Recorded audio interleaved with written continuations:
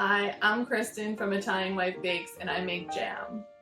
My business was born during the pandemic. At the time, my daughter was 10 months old and my husband was working the night shift for New York City Sanitation. By 7 p.m. they were both asleep and I had all this free time. I decided that I love jam and I wanted to learn how to make it, so I did. My jam is unique because I simply use fruit and sugar to make it. I don't use any additives. I use rosemary, thyme, vanilla, just different herbs and spices to flavor it, to make unique flavors. I love testing different things and seeing how they balance out the sweet and the savory.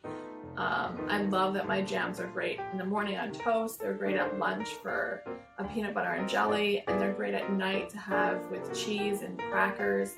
So the variety in them and the uses of them is a wide range. I'm excited for you guys to try my jam and I hope you love it.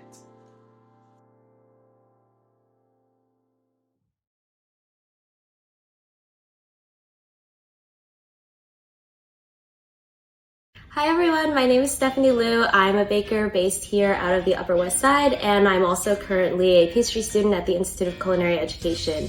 As a child, I always loved baking, and over the years, I wanted to pursue a career in pastry, so really excited to be on that path now. I produce a lot of small batch custom cake orders, dessert boxes, and cookies, and we're featuring my brown butter oatmeal cookies in a peach vanilla ice cream collaboration with Mona. So we really hope you enjoy the ice cream, and thanks for watching.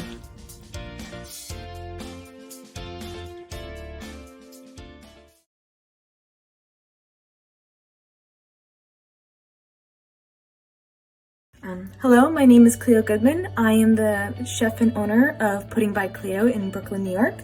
I am well known for making puddings and frozen pudding pops, and I also do really interesting cakes, cookies, biscuits, croissants, with like a little bit of an international flair that's inspired by people I've met, friends, and places I've traveled.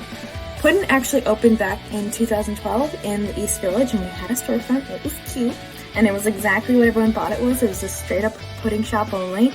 And then during the pandemic, I thought the apocalypse was a really good time to start again.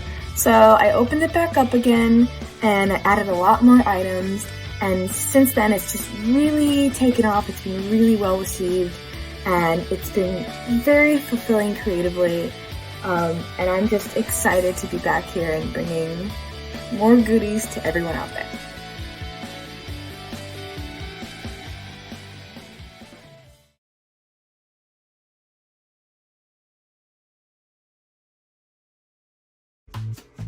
I've actually been making chocolate for 30 years, having taken an after-school program course at the local high school. It wasn't until I had gone back to school as a returning learner at NYU, I suddenly took a look around and I said, hey, you know, I've been thinking I would do this one day, and so if not now, then when? I had a little bit of trepidation about kind of breaking into the food industry. I have to say that whenever I'm at an event or, you know, an industry gathering of any sort, hands down I'm always the oldest person in the room because, you know, I came to it pretty late. As an entrepreneur, you really need to do all the things. You really have to do everything from the ground up. That was both challenging, enlightening, and ultimately fun.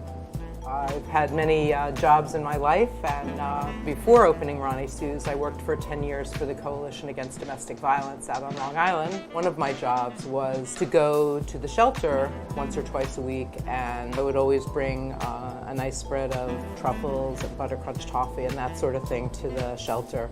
And just, you know, really cheered everyone up. I also brought it into the office whenever I made it, and it's a good way to win friends and influence people. There's almost no one that doesn't like chocolate and candy. Especially butter crunch toffee is something that folks really have a deep taste memory of, especially here in the US. A lot of people really have a thing for it, so that was always a good way to break the ice. Opening Ronnie Sues, I felt like I wanted to have some kind of little tagline that encapsulated what my philosophy was for my product. I came up with simple on the outside, special on the inside. Put my money where your mouth is, that's another. The ingredients and the treatment of those ingredients is really where the special part comes in. It may look deceptively simple on the outside, you know, just a smooth little bonbon, but when you bite into it, it's very special on the inside.